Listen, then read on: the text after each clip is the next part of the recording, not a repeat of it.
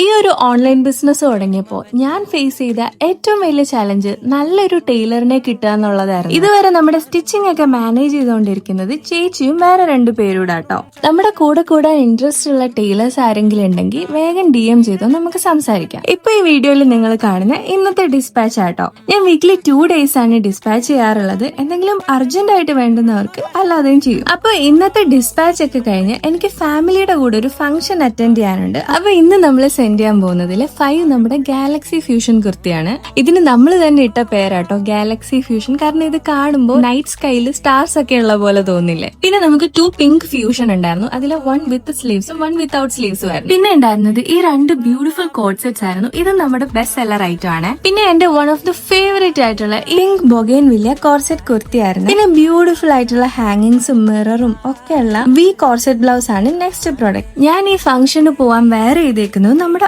ആദ്യയുടെ product ആട്ടോ, ഈ kurti and dupatta. ഈ ഒരു ബ്യൂട്ടിഫുൾ കുർത്തി ഞാൻ എവിടെ ഇട്ടിട്ട് പോയാലും എന്നോട് എല്ലാരും ചോദിക്കും കേട്ടോ ഇത് എവിടുന്നാ വാങ്ങിച്ചതെന്ന്. അപ്പൊ ഞാൻ പറയും ആദ്യന്നാണ്. അങ്ങനെ ഇതൊക്കെ പാക്ക് ചെയ്ത് നേരെ കൊറിയർ ഓഫീസിൽ പോയി സെൻഡ് ചെയ്തിട്ട് നമ്മൾ ഡയറക്റ്റ് ഒരു മാരേജ് ഫംഗ്ഷന് പോവാട്ടോ ഫാമിലിയുടെ കൂടെ.